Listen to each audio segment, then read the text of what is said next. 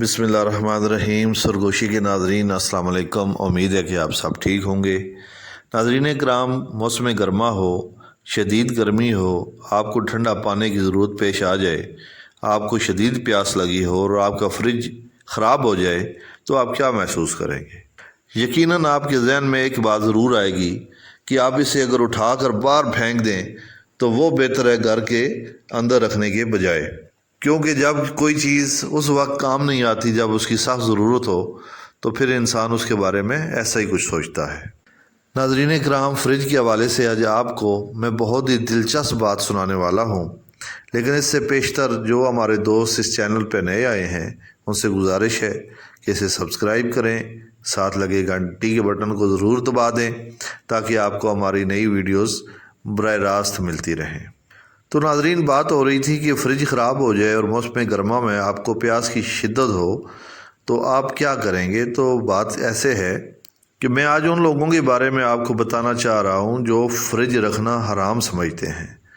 وہ اسے گناہ کبیرہ سمجھتے ہیں۔ ایران کے شہر اصفہان اور شیراز کے درمیان کا علاقہ ہے جو اس حوالے سے بہت مشہور ہے کہ وہاں پہ فریج رکھنا وہ لوگ حرام سمجھتے ہیں، اور اس کی وجہ بڑی دلچسپ ہے۔ یہ بتایا جاتا ہے کہ ان لوگوں نے فریج رکھنا اس لیے چھوڑ دیا ہے کہ جب بھی وہ کھانا بناتے تھے ان کا راشن جب زیادہ ہو جاتا تھا تو وہ فریج میں رکھ دیتے تھے۔ اس وجہ سے ان کے جو تعلقات ان کے ہمسایوں کے ساتھ تھے ان تعلقات میں بہت زیادہ کمی واقع ہو چکی تھی۔ فریج ہونے سے پہلے وہ لوگ مسکینوں کو، ضرورت مندوں کو، حاجت مندوں کو اپنا کھانا جو زیادہ بچ جاتا تھا وہ دے دیتے تھے، اور ہمسایہ جو ان کے قریب ہوتا تھا اسے بھی وہ اچھا خاصا راشن بھیج دیتے تھے۔ یہ ایک روایت تھی، وہ جب بھی راشن بچ جاتا تو اپنے ہمسایوں میں اسے تقسیم کر دیتے یا غربا اور مساکین میں تقسیم کر دیتے۔ لیکن حکومت وقت نے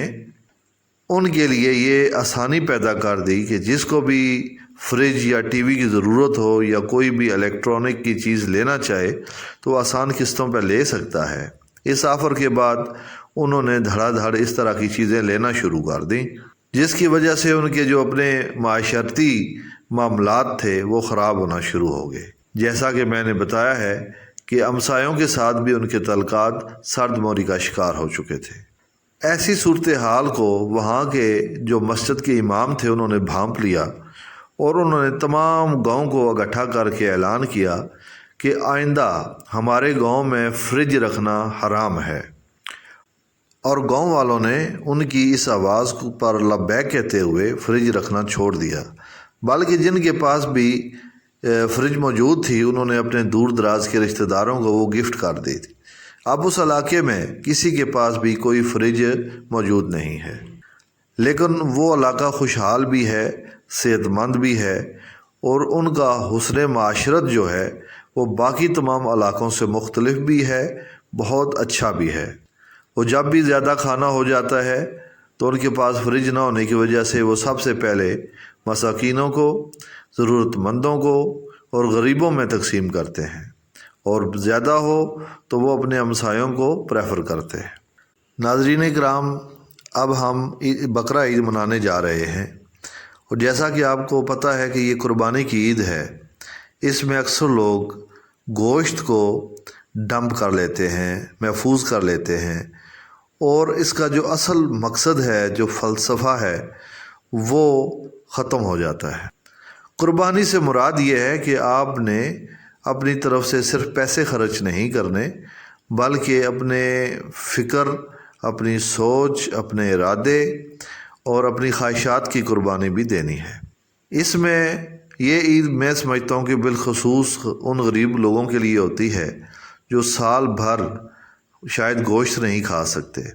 اور ان کا حق بنتا ہے کہ وہ اس عید پہ بھرپور طریقے سے اپنی خوشیاں منائیں